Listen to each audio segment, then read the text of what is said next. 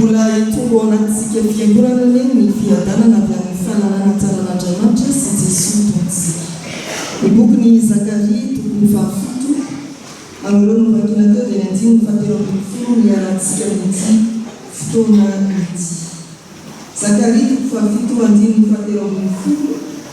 varitra izao amin'ny anaran'ny ho atony ny antsony ireny fa tsy ny dia hotorizano ny antsony kosa fa tsy hoenoko ho Jehova tompony maro. Zakaria mpamolany dia naminazy tao aorian'ny fahababona, izany hoe rehefa namokadidy kilosy mpanjaka persiana fa alefa ody an-tanindrazana ny Jiosy ny taona 19 talohan'i Jesosy Kristy dia naniraka mpaminany Andriamanitra. Naniraka mpaminany Andriamanitra ampahely ny zanak'Israely no dia tanindrazana satria tena nandefo ara-teparena ny zanak'Israely tamin'izany.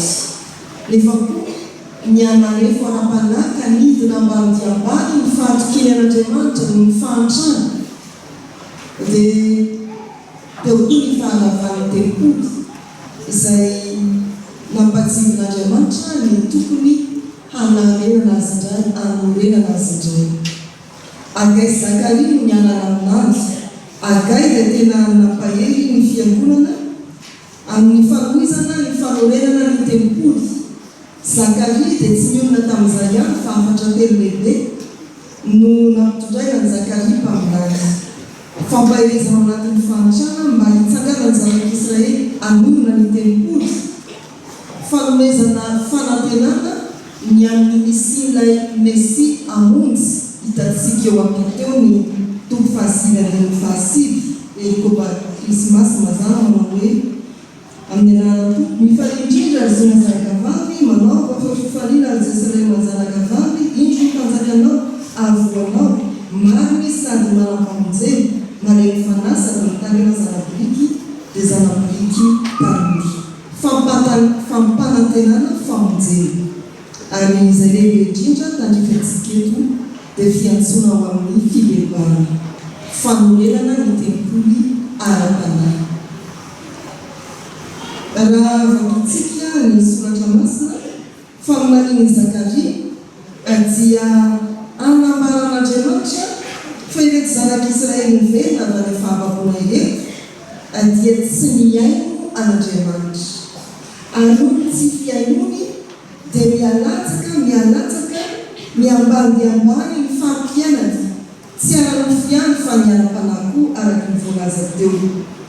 Eto amin'izao 5:17 izao dia miantso fibebahana hiverenana amin'Andriamanitra ny mpaminany fa manambara koa fa no tsy fiainony an'Andriamanitra dia mba tsy miaino azy koa Andriamanitra. Varapikika fondrakasa satria tsy miaino ianareo, mafoy ianareo, mafiatoka ianareo ny amin'izay niresahako aminareo, tsy nomenonareo, tsy miraisinareo, tsy miainanareo dia mba tsy haino kosa. Izay ilay voalaza eto amin'ny 5:13 iaino ny toe-panahy arakan'Andriamanitra. Amin'izao andininy izao dia mampieritreritra antsika fa raha miresaka amintsika Andriamanitra dia ao isika iaino. Ary ny faharoa mampieritreritra antsika fa rehefa tsy miaino isika dia misy voka-dratsy ny tsy fiainona. Rehefa miresaka amintsika Andriamanitra, rehefa miteny amintsika Andriamanitra, aoka iaino isika. Lehibe ao amin'ny soratra masina ny fitaomana iaino an'Andriamanitra ao amin'ny Deutéronomie dia miverimberina ny hoe miainory Israely. Ao amin'ny Apokalipsy 3:5 izay nambara teo amin'ny raharan'ny fiangonana dia misy filazana miverimberina hoe izay manatsofina entsineno aoka izy ihany izay lazan'ny fanahy amin'ny fiangonana. Fiainona tena toe-panahy takina amin'ny fifandraisana amin'Andriamanitra ny fahavarana miaino miresaka ataon'Andriamanitra, miaino ny teny ataon'Andriamanitra amintsika fiangonana. Eritreretra antsika hoe petrapetraka fotsiny eo amin'ny toerana eo ny sofina dia mandre fotsiny toy izay feo rehetra dia enoy tsia. Eo amin'ny fiainana andavanandro dia mahafantatra ianao fa rehefa ny zavatra tianao enona dia enonao, rehefa misy tsy tianao enona dia tsy enonao. Avadio ny japeo rehefa tsy tianao enona fampelezan-kevitra tahak'izao na tahak'izao mitsika laharan'izao ihany. Miany enona, eo japeo mitondra ny miany enona. Misafidy mihitsy no hoe mitahaky n'inona no hoe mitsika ary ohatrany ahoana no anampena tsofona. Dia izany ny fiainantsika eo anatrehan'Andriamanitra. Rehefa metimety amintsika ny soratra masina dia miaino isika. Rehefa manomboka tsy metimety amintsika ny toviteny dia manapitsofy maso-bahoaka sika tsy ataontsika. Mamadibadika bokeo sika sanatria mikitikitika findaeo sika. Miresaka amintsika Andriamanitra toe-panahatakiana amintsika fiangonana dia ny fahavarana miaino. Ny fahavarana miaino an'Andriamanitra. Ampiasao misofinao hiaino an'Andriamanitra. Misy teny tiany lazaina aminao anatin'ny famakiana ny soratra masina, amin'ny fampianarana samihafa, amin'ny toroteny, amin'izay ahafahana mampita izany teny izany. Miaino an'Andriamanitra. Aza manampitsofina amin'izay tian'Andriamanitra ho resahana amintsika.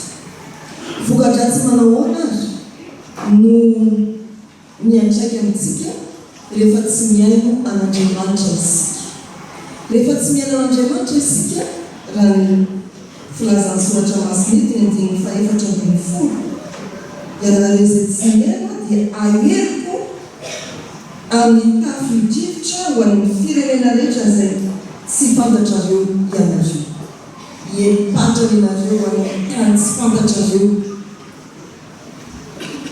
Mieritreritra ny fiainantsika malagasy isika, firifirentsika miany eto amin'ity firenena ity, mierimpatra ny amin'ny firenena samihafa mbola tsy fantany akory, mandeha mba ila lavinahitra. Ity soratra masina ity ihany tena tsy maintsy ampieritreritra antsika amin'izany. Samy tsy fiainontsika n'Andriamanitra no mahatonga antsika malagasy hierimpatra anazy amin'ny hitady vonjy, hitady izay voana.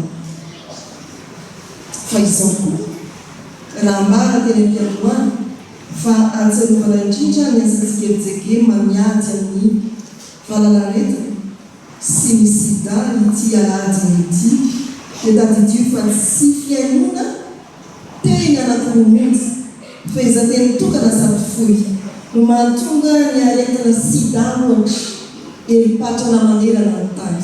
Ary voalaza fa eto Madagasikara dia ny hanorongatra indray izay amin'izao vanim-potoana iarahantsika izay. Inona ilay teny anankiroa fehizanteny fohy ididy fahafito aza mijagajaga. Teny anankiroa tsy noenony, tsy noenony izao tontolo izao.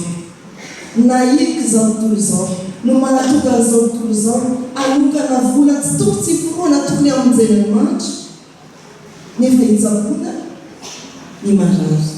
Tsy hoe tsy hitsaboana ny marary ho kazana fa hoe raha mba niaino mantsy izao tontolo izao ny tenin'ny tompo manao hoe aza mijagajaga, izany hoe aza manao firaisana nofo amin'ny olona tsy matinao dia tsy misy akory izany.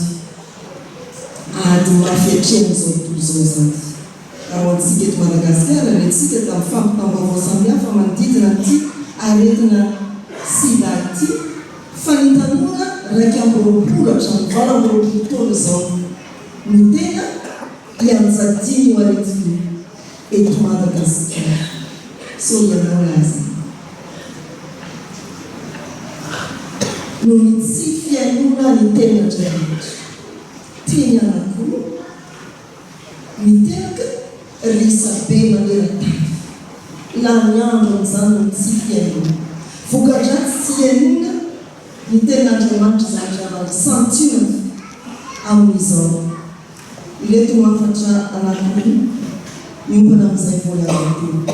voalohany miresaka amintsika ny izy tsy mbola tana ny fibebanao miantso fibebana izy ny mampana tena famonjena indro ny mpanjakanao manana famonjena miantso fibebana izy ary ny faharoa ny avatra faharoa dia hoe meteza iaina amin'ny toe-panahy araka Andriamanitra amin'ny zavatra rehetra atomoy amin'ny fiainona ny sitrapon'Andriamanitra, ny fiainonan'Andriamanitra ny fiainanao dia hitanao fa hahita vonjy ianao iaina am-piadanana.